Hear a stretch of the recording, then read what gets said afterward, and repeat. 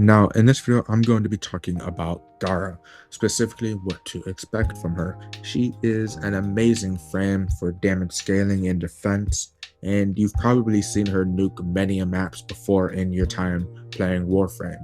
Now, the way this happens is quite simple.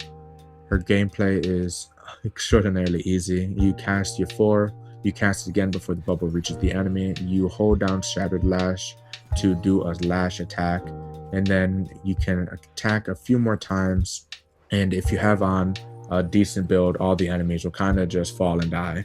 This requires a lot of energy, which people don't like. It requires high energy management, which you can get via a couple different ways, of which I'll mention in a moment. First, to do that high amount of damage, you need two things. One is Shattered Storm, her augment mod. When Gara breaks her mass firing with Shattered Lash, enemies struck by the glass suffer Splinter Storm at 100% strength. Essentially, you do just a shit ton of damage. Now, the second thing she needs is a Shattered Lash Prime build.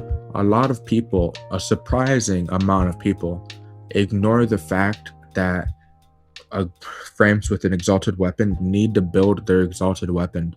I can't tell you how many times I've tried to play with a new player and they had a Korra that did no damage because they forgot they could actually build that shit up.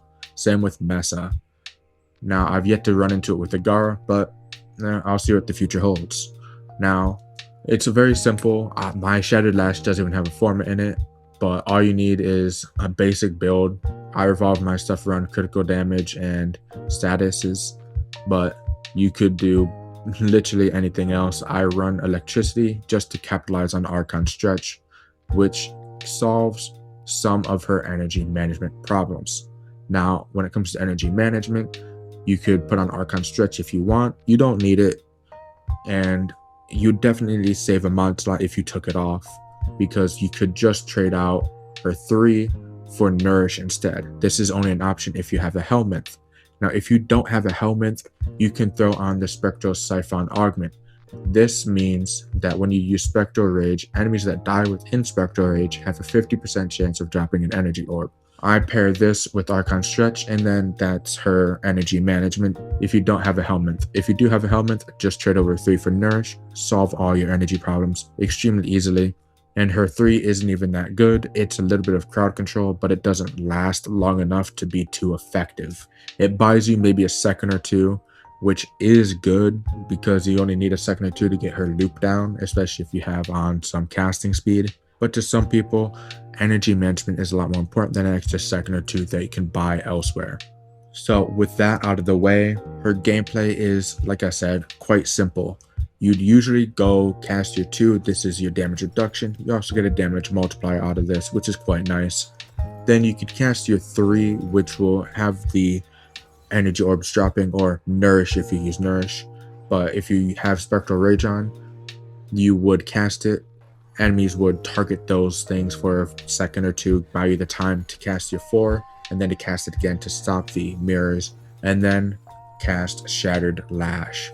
Shattered Lash is very important because, it's your main damage. You have to hold it down to do a lash attack. If you don't do a lash attack, you won't do as much damage, but instead you'll just kind of toss it at an enemy like normal. You do still do quite a bit of AoE, but it's nowhere near as much as just sliding it across the enemies. And then from there, you can attack a couple more times with Shattered Lash to increase the damage by just a lot, because just doing it once won't give you everything until you get your stacks up. And so basically what to expect from her is pretty decent survivability, insane damage scaling, and a little bit of maintenance. It's not too much, but you still have to maintain her properly in order to be effective. If you don't have any energy, you obviously can't kill anything. And now, with that being said, that's pretty much just about it. Let me know if you like Gara or if you absolutely hate her. I'd love to hear about it. And with that being said, until next time.